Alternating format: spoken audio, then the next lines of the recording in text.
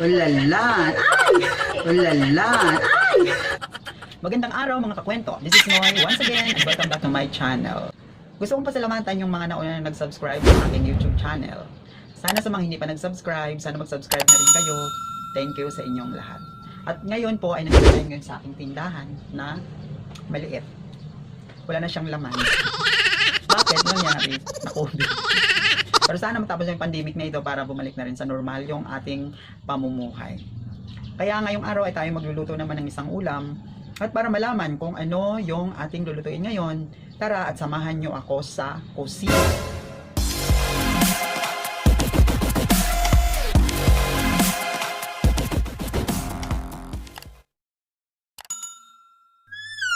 Ngayong araw ay magluluto tayo ng isang masabaw na ulam.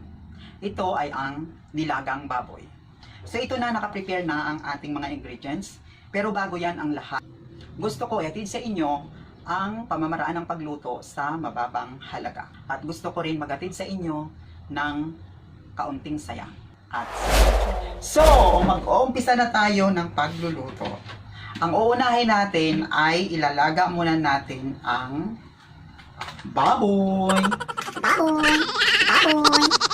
So ito ay mga pinili na ribs. Ito ay mga malambot na part ng ribs. So atin muna siyang ilalaga habang i-prepare natin yung mga iba pang sangkap. Ilalaga na natin yung pork. Then lalagyan na natin siya ng asin at paminta.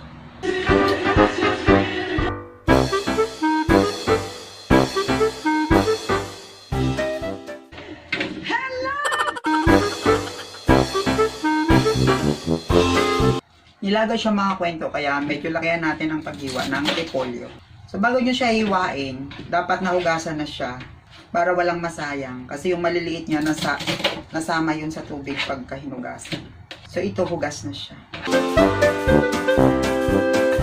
So ang paghiwa rin ng Baguio beans, medyo nakaslant. Hiwain na natin yung sibuyas, tsaka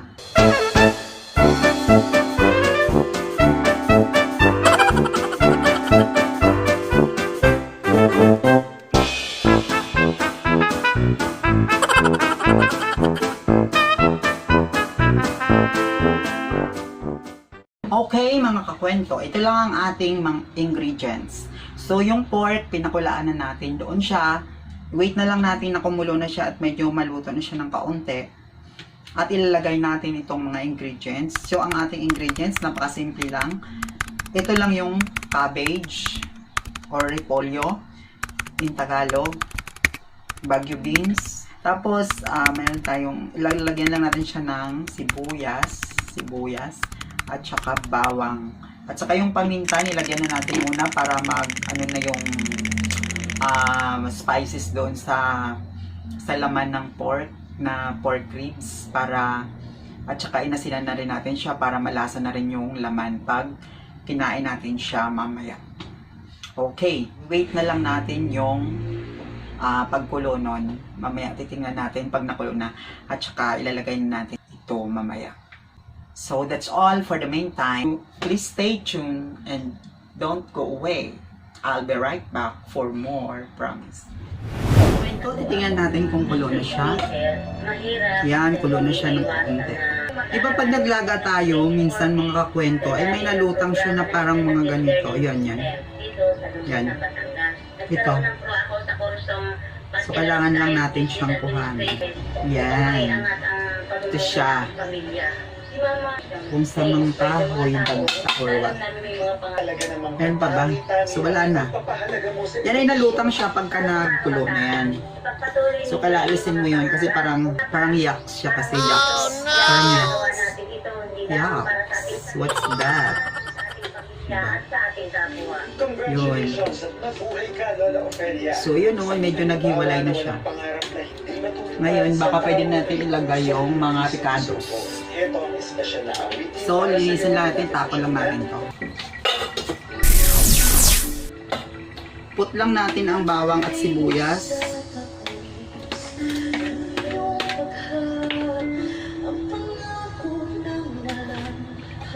i-cover natin siya. Tapos pag later on, pag medyo kulo na siya, lagay na natin yung gulay, and then yung cabbage. Sosyal. Kumaingay pala yung TV. May background pa eh. Mamaya ma-copyright pa yun. Kumakanta pa naman. So ito, lagyan natin siya ng MSG. Oh, di ba? Sosyal na siya. Pagbupunyagi. Hindi na tayo naglalagay mga kakwento ng cubes. Kasi puro na yung pork eh. Huwag na natin lagyan ng artificial. Ayun naman yung mga artificial na yun ay nilalagay lang yun pag sakaling wala kang sasahog talaga. Correct. Kasi hanggat maaari, iwasan natin yung mga artificial. Diba? Dapat yung natural. Sa mga tao, meron ding mga ganun eh. Natawag doon ay tawag doon na yung lumulutang sa pag-inihagis sa pag inihagis sa tubig, mga swimming pool, sa dagat, sa ilog, yun. Lalutang yun. Yun ang tawag sa kanila. Pero never mind. So, tingnan natin, mga kwento, kung tender na yung kanyang meat. Let me see if the tender loving and care is good. Okay, maybe. Ulalan! Ay! Ulalan! Ay! Ulalan! Ay! Oh my God! Sayang. Kailangan ko sa unin tapos gasan lang muna. Diba ang kwento? Ito na siya. Sayang kasi a piece of meat tapos matatapon lang. Ang mahal-mahal. Para masabi. Diba? Kakapanghinayang. Hinugasan naman siya at saka maluluto siya ulit. Hindi pa siya gaanong malambot, so takpan pa natin siya. Ay mga kwento, alam nyo. Kabago yan, tikman natin kung bago ko sabihin i-reveal sa inyo kung anong kulang. Oh no! Oh my God. May kulang siya. Nakalimutan ko yung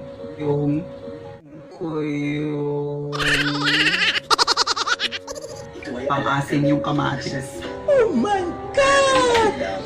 Wala pala akong kamatis. Paano yun ngayon? So, remedyohan na lang natin. Oh no!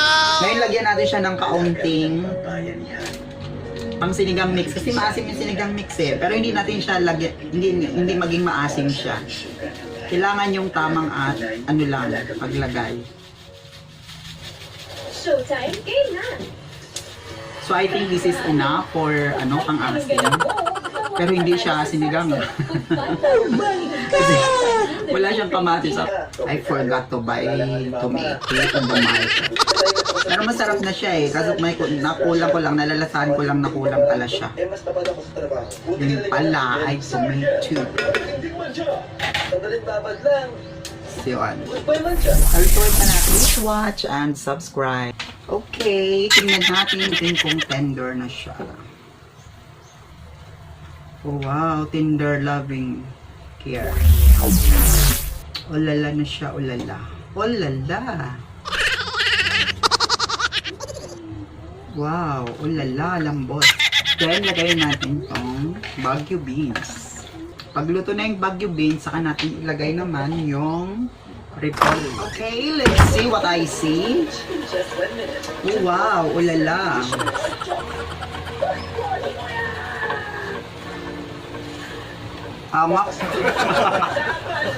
Okay, here we go. Cabbage now.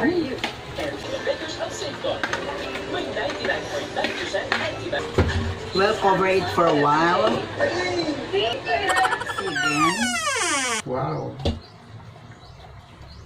Oh la la. Nice. The cabbage is nice. So, huwag natin masyadong lutuin yung cabbage. And, you know what's next? Is lapang-lapang. Let me try again.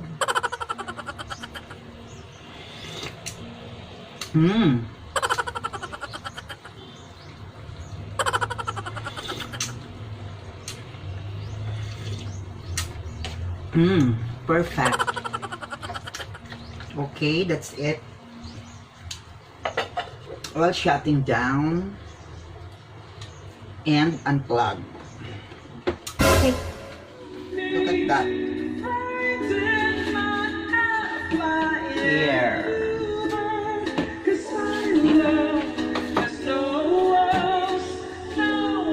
So ito na siya mga kwento. It's very nice.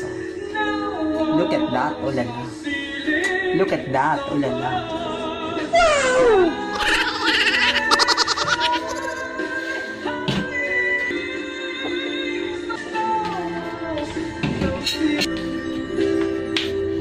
You say it would be better Ginagawa if we stop seeing each other.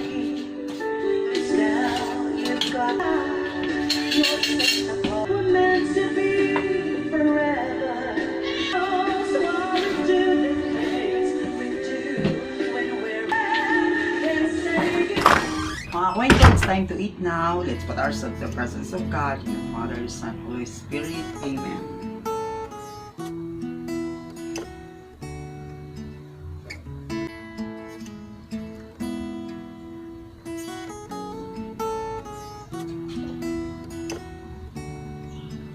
Blessed is the Lord, and this thy gifts, and which we are about to receive, for thy bounty through Christ our Lord. Amen. Father, Son, okay. Kwento. Ito na yung ating nilaga. So, napakasimple lang pagluluto. Ito, every time nakain tayo, yung mga na-observe ko sa mga millennial, basta na lang ano yung kanilang kutsara. Dapat merong mga serving spoon. Wow! Hindi lahat tayong mga napansin ko lang. So baka siguro hindi na nila tutunan sa mga bahay kasi alam mo ngayon yung mga ibang pamilya hindi na sama-sama sa pagkain. Yung mga magulang. Kaya marami silang mga bagay na hindi natututunan sa mga traditional natin na pag-uugali. Wow! Minsan yung mga values of life nawawala na rin sa kanila. Minsan yung mga kahit simpleng basura ilalagay lang sa kung saan sila. Oh no! Ikil. Oh my God, ilala.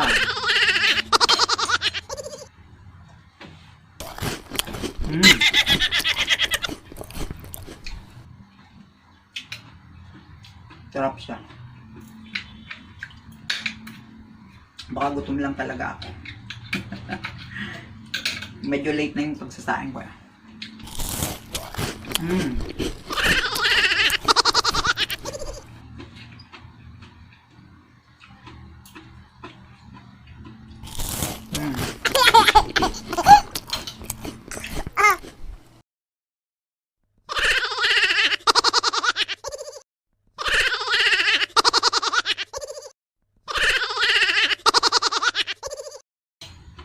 Kaya may isa tayong prutas, saging, katubig-tubig lang. Hindi ako napag-blend ngayon ng prutas. At ng repolyo, tama lang yung luto. Kapag ang luto ng repolyo, wag i-overcook. Saka bagyo beans, wala masyadong chika. Hindi na Noi Kwento, walang chika eh. No kwento na. Habang kumakain ako, gusto ko pala shout out ng aking kaibigan, laging nagsusupport, sinishare niyang aking video. Friend Kura Tapiridon. At isa shoutout ko, yung lagi rin nanonood ng aking video. Kahit hindi niya sinishare, pero at least nanonood siya. Adan Baro. Shoutout. Isa ko pang dating ka-boardmate na lagi niyang pinapanood ang aking video din. Thank you at shoutout sa'yo, Anthony Cabcat. At shoutout din sa aking pamangkin, na hindi rin siya nahiya mag-share ng aking video, wala siyang pakialam. Shout out sa'yo, sa aking pamangkin. Shout out Ron Pagayon. Kung magpa-shout out, message lang sa aking video.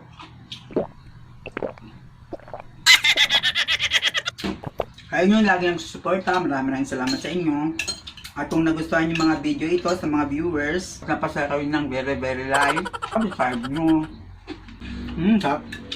Gutom na ako ngayon. No, oras na kasi. Yun, the time it is nagtuto. 2 o'clock na pala.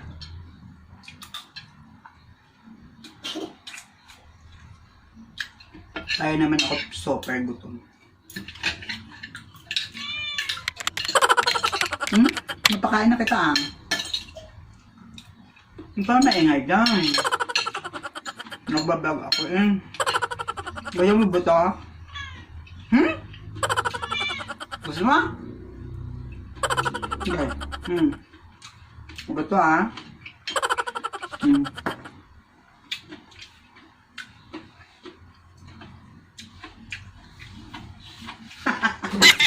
Tingnan yung mga kwento.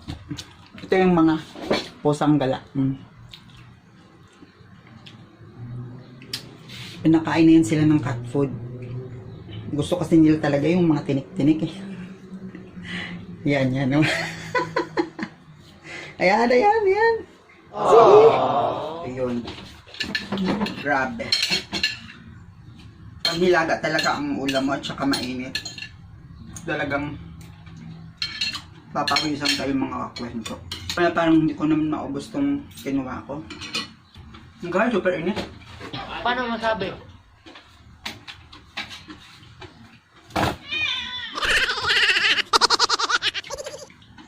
Pasabay ka. Tama na. Hindi ako nag-electric fan kasi may ingay yung electric fan sa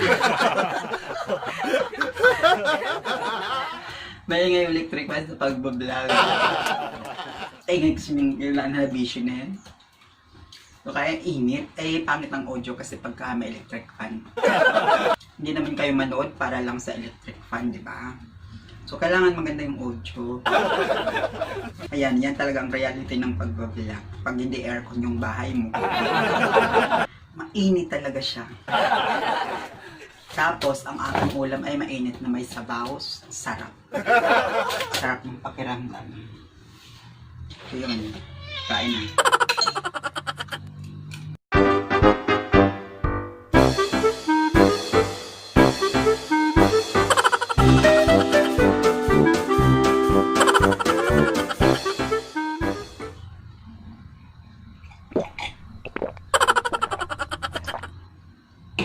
Kala obos, busog na ako.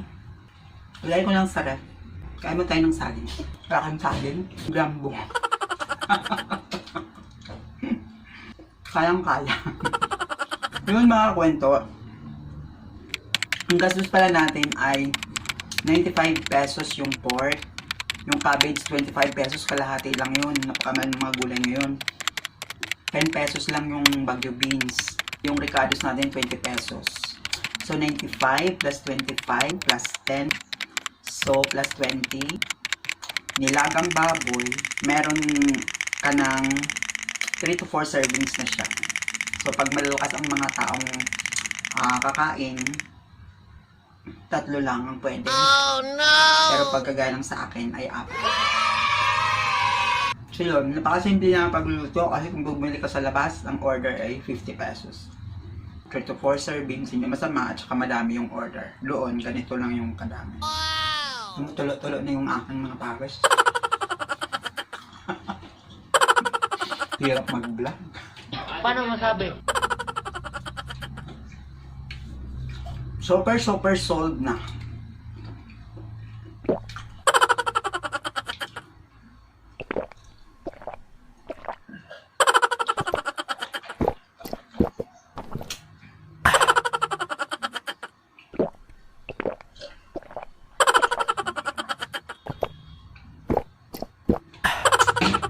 So that's all for today, ang nilagang baboy. Hanggang dito na lang mga kakwento. Sana patuloy lang kayong manood ng aking mga videos para malaman kung ano pa ang mga tips at magpasiya sa inyo ng very light lang. Kaya hanggang sa muli mga kakwento, kaunting kaalaman sa ating buhay ay may tagumpay na naghihintay.